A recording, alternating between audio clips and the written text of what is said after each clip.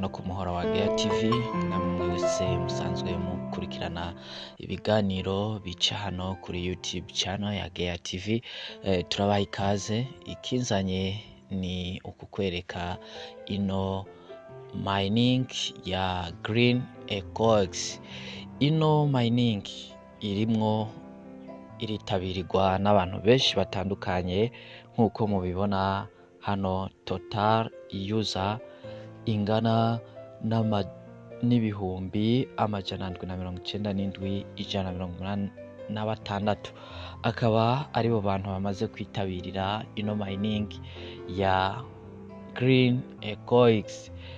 Nkwibutse kuri wewe tarakanda subscribe, ukande subscribe cyangwa sabone kuri ino chaîne ya Gea TV, kuko ari chaîne nziza isanzwe icako ama update canke bishasha bitandukanye muri mining, muri no mishinga, uburyo bwo kuronka amafaranga agezweho kuri internet bita ama USDT canke amafaranga y'ikoranabuhanga biciye muco bita mining.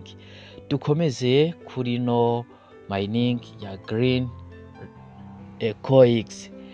Ico gukora ni ikihe? Kuri wewe utariyandikisha muri no mining ya Ecoix, raba link muri description y'ino video maze wiyandikishe ugire ko ukora na KYC.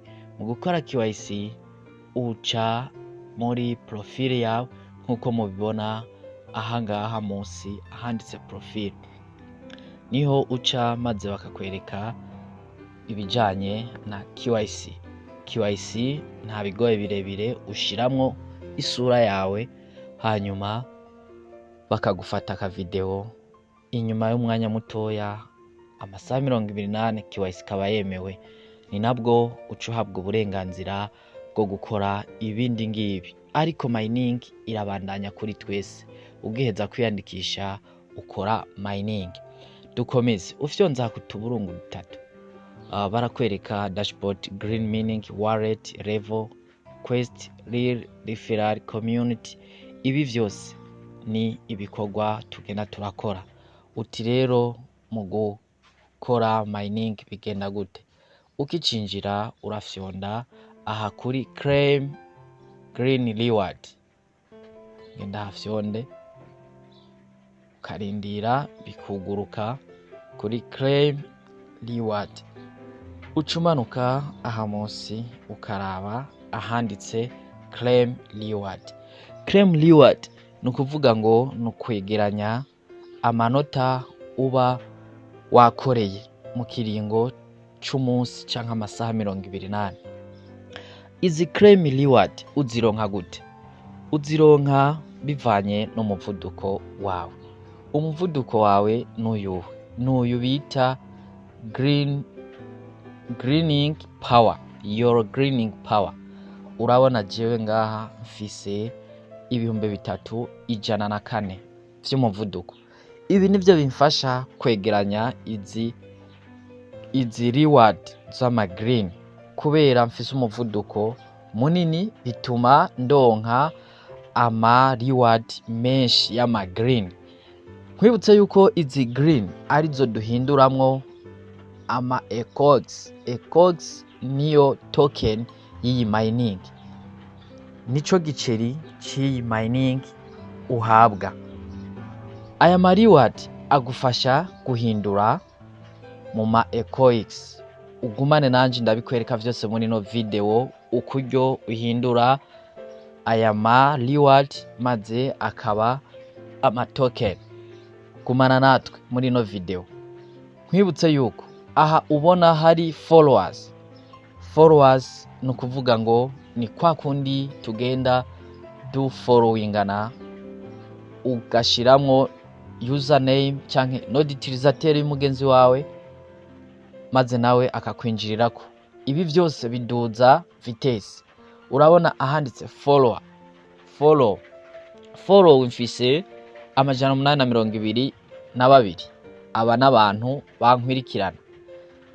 Izi nazo 20 ni commentaire nazo bazimpembera umuvuduko baranyongera green power ingana na 5 kuri commentaire 21, like 41 nazo zimpa umuvuduko, post indwi nazo zimpa umuvuduko. Ibi vyose ndabikwereka muri no video, ugumane nanje. Icambere rero tugiye gukora no gukora claim nk'ibisanzwe. Urakora claim ahanga handitse claim reward, ndahafyonze. Aha baca bampereza ama reward yanje maze gukorera mu masaha 28. Total mind green aha hepfo zica ziyongera. Turindire gato kugira ngo claim ikunde. Maze gukunda aha ama reward aca yiyongera. Murabibona ko ziciye ziba 31,872 zamaze kwiyongera green. Umanutse musi urabona ama ecoix umaze kuronka. Aya nka come reward izi uba wemerewe no kuzi transfera ahandi. Iyi ni historic ivyo mumaze gukora. Follow bonus urabibona ngaha musi umuntu agukurikiranye baguhereza umuvuduko wa the green zibiri. Mining ikabandanya. Nkwibutse yuko uyu muvuduko tuwuronka ari uko dukoze follow canke post canke like canke commentaire. Ivyo ngivyo uti navyo tubironka gute? Gumana nanje ndabikwereke. Tubandanye aha dusubire aha kutuburungu dutatu canke udukwego dutatu. Tuze muri dashboard aha ngaha. Tugaruke kuri dashboard. Ugarutse kuri dashboard tuduze turabe ahari profile naha ngaha. Aha muri profile niho dukora ca gikorwa co gukora follow, commentaire, like na partage. Mu mwidondoro wanje biba bimeze uko. Nkwibutse yuko kugira ngo ubone ibi ngibi aba ari uko wakoze KYC ikemegwa. Cyambere cyo gukora ni KYC, maze kwemegwa ubandanya gukora izindi task. Follow ubisanga nga following aba 940 aba nabo nkwirikirana. 822 nabankwirikirana. Set post izi ni post maze gupostinga. Like nabamaze gukunda ivyo maze gushirako. Comment canke commentaire 21. Green power ni umuvuduko nkorerako wo ku mining. Ivyo maze gupostinga navyo ngibi urabibona ngaha. Byose ndaje ndabikwereke uko bakora post canke like ukorako nk'ibisanzwe nkuko dusanzwe tubikora ku zindi mbuga nka Facebook.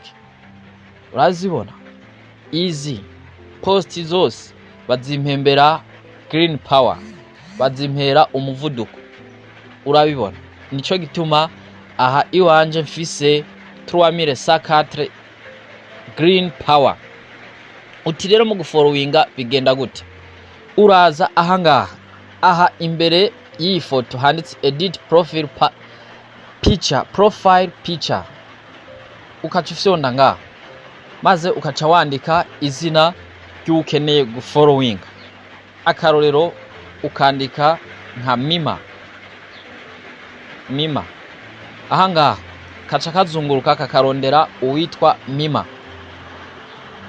Urarindira connection igatora. Shobora kuca baguha abantu benshi bafise amayuza yitwa Mima. Akarorero reka nkore ko uyuhe. Reka nkore ko kuri uyu. Aha mba ninjiye muri profile yiwe, nyezina. User information not found. Sinshoboye kumutora. Ariko reka nsubire inyuma kuri dashboard. Ndabikwereke neza. Aha muri profile uko dukora follow. Uraza aha muri recherche ugafyondaho hanyuma ukandika izina ryiwe. Akarorero reka nkore kuri uyu wa mbere bampaye. Profile yiwe ica yuguruka. Profile imaze kuguruka ico ukora ufyonda ahanditse follow.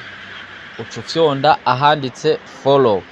Deja uyu naramaze kumufollowinga, ucufyonda ahanditse followers. Maze gufyonda kuri followers aba agiye mubo ukurikirana. Hanyuma nawe abagukurikiranye winjiye aha muri followers uza gusanga abantu barindiye ko nawe uba following. Ibi byose uko bikora niko bigenda birakongereza umuvuduko wo kumayininga ndetse ukaca uronka ama green reward menshi. Follow back. Aba nabankwirikiranye bashaka ko nanje ndabakwirikirana cafyonda hakuri follow back. Ahangaha ibi nubwo gumukora ibi ngibi ibi biratuma uronka umuvuduko munini muri green power, bigatuma wegeranya ama ecogs mesh. Okay, nizere yuko iki ukibonye. Ikindi ngiye kukwereka ni uburyo ukora post. Tugaruke kuri dashboard. Uragaruka inyuma kuri dashboard hanyuma ukinjira aha handitse community. Ahanditse community. Ufyonza handitse community. Urabona ahantu hari aga please kumwe ko kuri Facebook. What a green action have you taken today? Urabona abantu ba posting. Aha ushobora kwifashisha AI canke ChatGPT ikagukorera ifoto ukayandikira ngo mpereza ifoto y'abantu bariko baratera igiti canke ishugwe.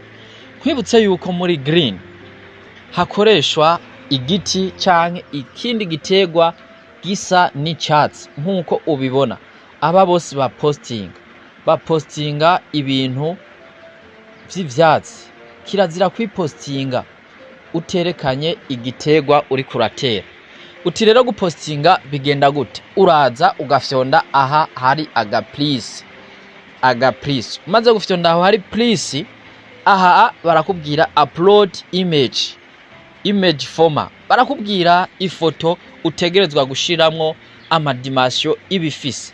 Size maximal ni ifoto itarenza amamega 5. Kugira ngo rero uronke ifoto ushira ngaha biragusaba ko ukoresha utundi tu application tugufasha kugabanya forma y'ifoto. Nk'akarorero ushobora kuba ufise ifoto mugabo ikaba itemera iyo forma.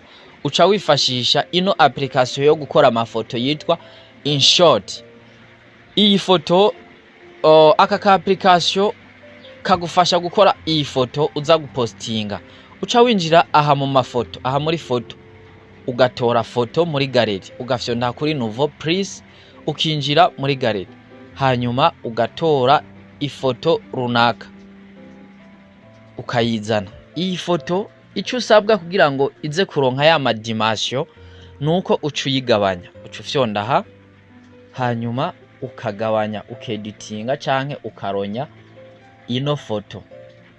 Anze kuyigabanya uca wemeza iyi foto hanyuma ugafyonda kuri exporter. Aka ka application ka InShot nkwibutse yuko ugakura kuri Play Store. Ifoto namaze kuyeditinga yagiye muri gallery. Nsubira muri ya post yanjye nshaka gupostinga kugira ngo nze kuronka nanje ama reward. Ncafyonda aha muri image. Baca banjana muri gallery nkatora ya foto kugira ngo ndayiposting. Ca ninjira muri gallery yanje kugira ngo ntore ya foto mpejije gukora ya foto ngiyi InShot. Iyi ibifise forma nziza kandi bemera. Wabonye ko ifoto yamaze kujamo. Chamanuka ahanditse enter description entre description. Nkaca ndandika akajambo follow me. Okay, nkaca nduza aha kuri publish post, nca kuri publish post, nca ndindira ifoto ikaba uploading kugira ngo bayemeje. Aha baca bambwira ko ifoto yamaze kujako. Ikija muri bimwe maze gupostinga, uko abantu bazogenda barayikunda bashirako amajeme n'amalike, niko bazonyongera umuvuduko. Voilà, your post has been successful uploading and now waiting evaluation by the AI system. We will receive a notification as soon as the process is completed. Bakubwira yuko ifoto yawe yamaze kwakirwa, urindira ko AI iyi checking ikaraba ko wapostinze ibihwanye n'amategeko, hanyuma bakabona kuyishirako. Okay, notification bayimpaye, post yabaye successful. Uti rero iyo wapostinze uyibona gute? Nkwibutse yuko ubonye ahantu hari nk'iyi ntugenda udakubise ko like canke comment canke partage. Akakimbere ni partage. Uko ushirako izi like niko nawe baguhereza umuvuduko. Ucugaruka muri profile yawe, dusubira inyuma kuri dashboard. Nkwibutse yuko gusubira inyuma ari dashboard cyangwa ukaza muri profile. Usubira inyuma kuri dashboard, ucuza ngaha kuri profile, ukaraba ko ya post yawe bamaze kuyigushirirako, ukaraba n'ingene iri kirunguka amajeme canke amakomantere, kuko navyo nivyo bikufasha kuduza umuvuduko. Voilà, wabonye kare nari mfise post indwi, none ubu ngeze kuri post 8, kandi n'umuvuduko waciye wiyongera. Umuvuduko waciye wiyongera, baciye banyongerereza green power, ubu mfise 686. Izi zose ziyongera hehe? Ahangaha. Ndakwibutse yuko green power zidufasha kuronka ama reward ecoix mesh. Ikindi ngiye kukwereka cingenzi muri ino video niki uburyo bahindura ama reward muri ecoix. Ecoix ni token yi green ecoix. Nkwibutse gufyonda subscribe kuri wewe udukurikirana, uri mushasha canke umaze imisi udukurikirana kuri runo rubuga rwa Gear TV hano kuri YouTube. Ufyonde subscribe, wibuke gupartage ino video kuri bagenzi bawe. Nawe utarinjira muri groupe ya WhatsApp, urabe link muri commentaire uyisangamo. Dukomeze. Uragaruka kuri dashboard ngaha. Maze gushika kuri dashboard, duza gatoya urabe ahanditse wallet. Aha muri wallet niho turabira ibijanye n'ubutunzi. Muri wallet ahanga wallet, muri wallet dusangayo options zimeze gute. Hariho receive, send, deposit, withdraw. Nkwibutse iyi X token amount urabona ko mfise zine. Izi zine nibice 5. Izi nizo maze kuronka. Izi ndashobora kuzitransfera bigakunda. Fyonza hakuri send, baranyemerera kuzirungika. Fyonza hakuri receive, baranyemerera kuzakira. Withdraw canke deposit ni coming soon, ntibyakunda. Tumanuke. Okay, kuri send urabibona. Aha ni mu gihe nshaka kuzirungika. Zimwe bakubwira yuko bariko barazigura, nawe ufise amafaranga wazibika ukabura zigura, kuko ino token ifise kazoza irikiritabirirwa n'abantu benshi, irahurumbiwe muri no misi cyane.